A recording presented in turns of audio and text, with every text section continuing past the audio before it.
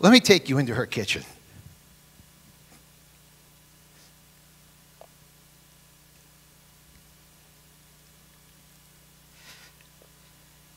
It would be a party, Pastor Wade.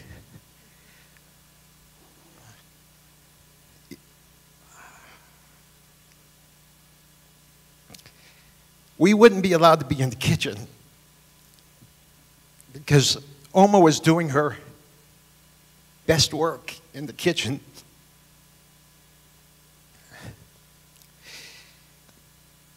Paella would be on the stove.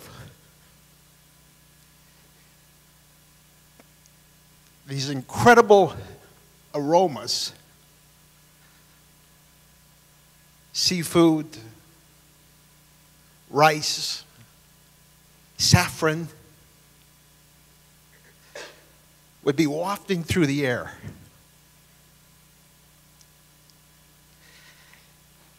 In the background, we would hear Frank Sinatra. And there wouldn't be tears. There would be a lot of laughter. It would be a great time.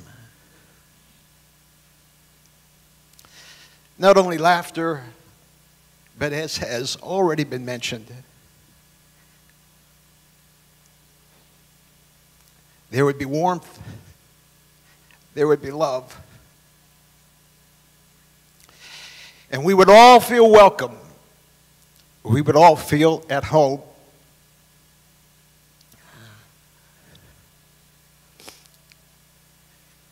It's a place where everyone was made to feel at home. Everyone was made to feel welcome. Susie Navagato had an incredible life. I want to try to share some of it with you in just a couple of minutes here. Do you know that Frank and Susie Navagato had 3 wedding ceremonies performed on them? Now, I've heard of tying the knot, but that's extreme knot tying. They got married in Germany. That's where Frank first met Susie. You see, Susie grew up in the days of Adolf Hitler.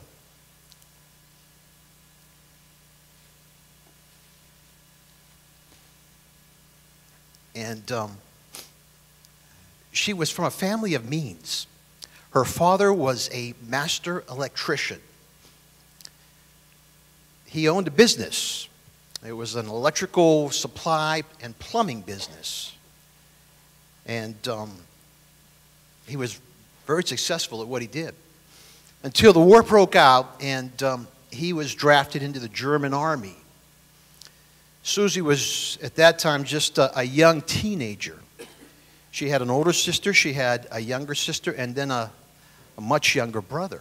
And her father was in the army fighting on the Russian front, some of the most horrific fighting that was experienced on the Russian front. And Fritz was there, and Susie's mom was trying to keep the business going and food on the table for the children. And Susie talks about how there was not much food to be found ultimately in Germany, but her mom always found something for the kids. And as the war began to come into its final days in Breslau, the Russian armies began to encircle that city, and there were family members that were living in more eastern Germany, and they were talking to Susie's mom, and Susie's mom said, "You got to get out, you got to get out.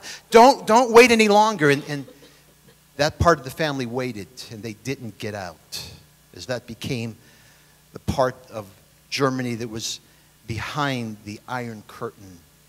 And with just about an hour to spare, Susie and her mom and some other family members, they made it to a train. They had 2 suitcases, and they took 2 bicycles, and they got out just in time before the Russians closed the loop on Breslau. And they became refugees in Czechoslovakia. Susie knew what it was like to not always be welcome. The good story is that the war did end, and Frank, in the grace of God, in the providence of God, Frank was sent to Germany in the Army of Occupation. This Pearl Harbor vet found his way to Germany, and I believe that that was just the grace of God getting him to Susie and her family, because Frank would take food and anything he could find to help the family. And they loved Frank because of his kindness and his generosity and compassion. And Frank saw Susie, and he fell in love with her. She was just 17 years old. And Frank not only brought food, but he brought stockings. And Susie became one of the first German women to wear silk stockings because Frank brought them to her. And they finally got married, and they had a ceremony in Germany, but they also wanted to, when they were stationed and went to the United States, they had a ceremony in the Catholic Church in America. They had a civil ceremony in America, and those are the three ceremonies that they had, one in Germany and two in the United States. And I said, Susie made you feel welcome, but she was not always made to feel welcome. She had to leave her two sons, Pat and Fred, behind in Germany under the care of her mother while she went to the United States without Frank to make her citizenship. She had to stay in the U.S. for 3 months. And it was in the state of Louisiana. And there was an immigration judge there that she had to meet with several times, and he kept denying Susie while she had made the time requirement. He kept denying Susie American citizenship, and she didn't understand why. And her mom was on the end of the phone or the telegraph in Germany saying, when are you coming home? When are you coming home? Your boys need you. And she said, Mom, I'll get home as soon as I can, but they're not giving me citizenship. So happened that this judge had lost his son in World War II to the German army, and he was not willing to grant Susie the citizenship that she sought until God changed his heart and he realized that this was a good woman, this was an honorable woman, this was a woman who wanted to be an American citizen. And finally, he asked for Susie's apology and said, I'm so sorry. He explained, I lost my son at the hands of the German army, and I've been taking it out on you, and I shouldn't. And he granted her citizenship to go back to Germany to be with her husband, Frank. She wasn't always welcome with a German accent in those early years after having come back to America, but she made everybody that was a part of her home feel welcome. That's the kind of lady that she was. And the Lord, I believe, made Susie feel welcome.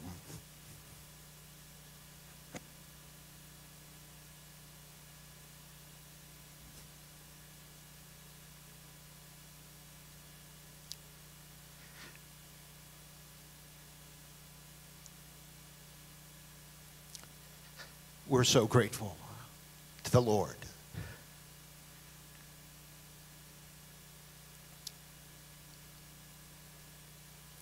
For how he welcomes each one of us. In spite of where we've been, what we've done, who we are, we're so grateful for a Savior, Jesus, who welcomes us. When we come to him, never turns us away, and will never delay our request to become a part of his home and a part of his kingdom and a part of his family. And forgive me for my tears, but they are tears of joy. For all the Lord has meant to our family. For all the Lord has meant to Susie and to Frank over the years. Susie's at home now. And The music is playing. And there is a lot of conversation. And there are smiles on many faces who are paying homage, who are worshiping the one who brought them home and made them feel welcome. God bless you.